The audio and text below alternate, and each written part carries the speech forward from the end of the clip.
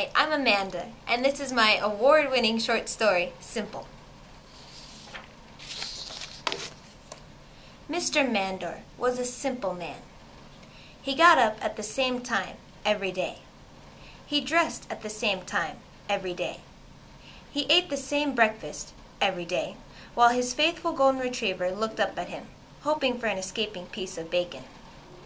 Each morning, Mr. Mandor would take the same jogging route, a speedy sprint down to Glen Oaks Boulevard from his house on Cambridge, up the street until he reached the Central Library, and back down again with a quick detour through the shortcut within the park. It was always the same. But on a surprisingly nippy October morning, something was different about the run. Mr. Mandor coasted back up Glen Oaks, Rocky keeping perfect time beside him.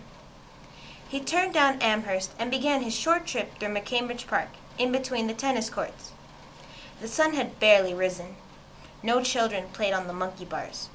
No parents exchanged small talk by the swings. No softball players practiced their pitches before a game. Man and dog made their way up the little path past the 40 Love Cafe. But Rocky slowed his pace so unexpectedly, his owner almost didn't have a chance to slow up.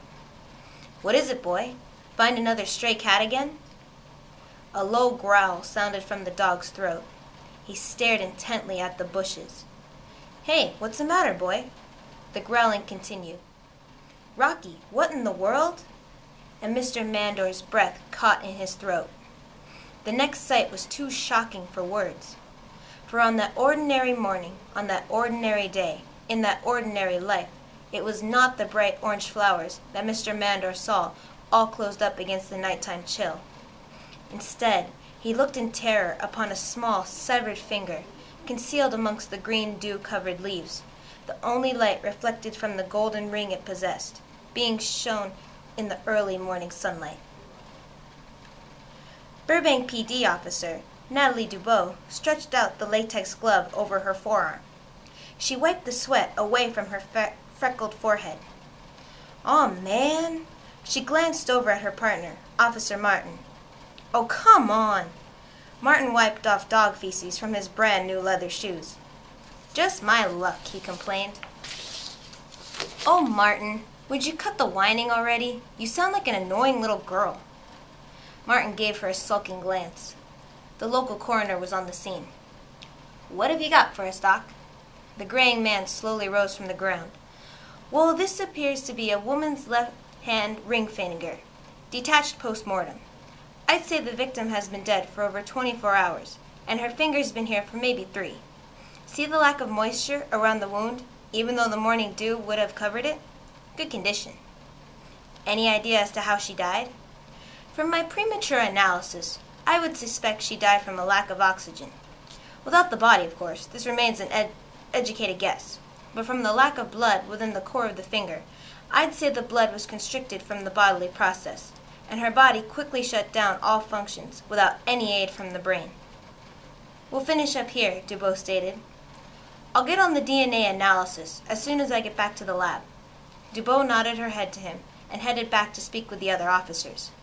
The park began to come to life with rising sun. "This ring has an engraving on it." Martin held up the ring for Dubois to see. She read aloud, "To my lovely Chloe, I do thee wed. October 14th, 2010. You think this is our Jane Doe?"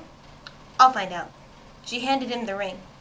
"Run it past our recent marriage license. Check last week's paper, too. See if anybody with that name got married recently." "You got it," Martin said. "Yes, that's her ring. That's my wife's." John Dunbar held his head in his hands. His sobs strained all his muscles. "Mr. Dunbar, we have not yet confirmed the appendage in question as your wife's.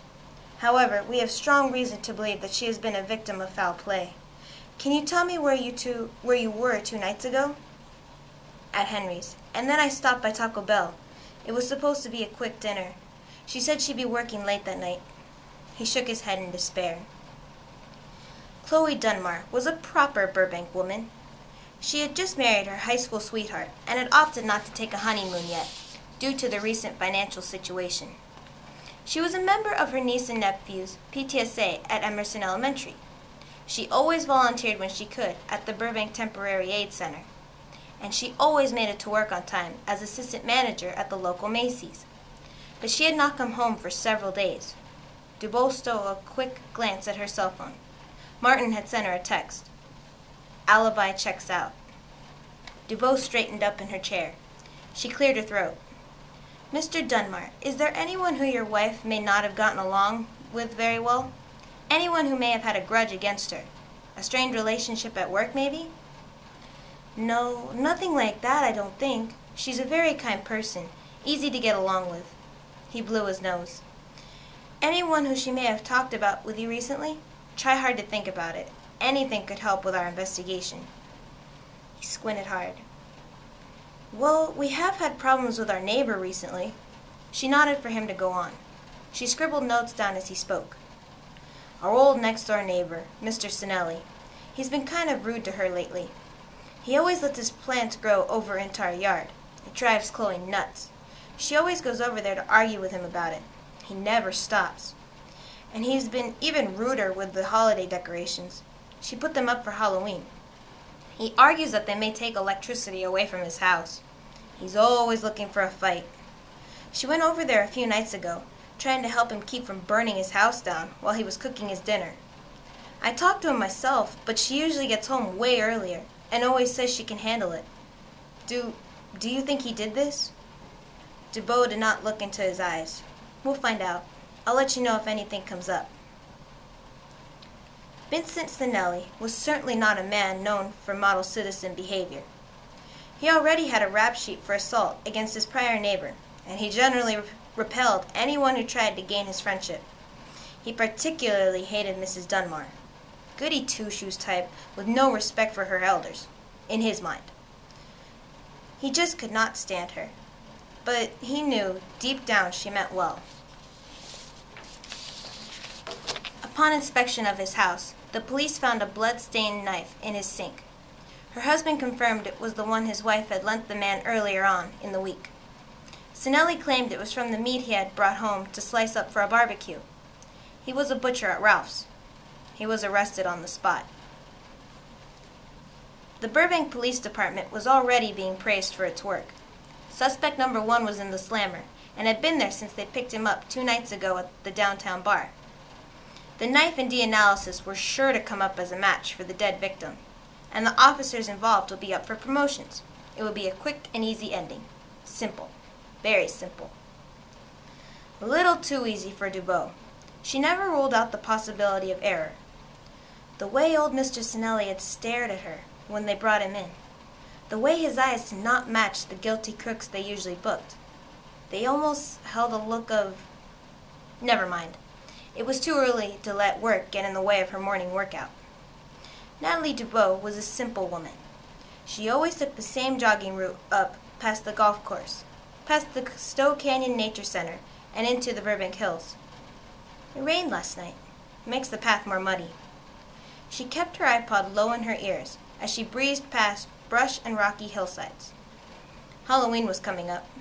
Time to think about how to beef up local security to keep everyone safe for late night activities.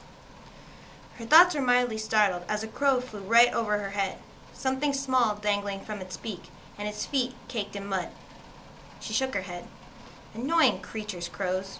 Always around, ready to creep people out at the best possible chance. They'll find anything barely alive to prey upon. She continued on her run, the path curving around the bend. What she may have noticed, had she not been so taken by the bird, was a little light coming from the dirt on the trail side. A little light shining in the early morning sun.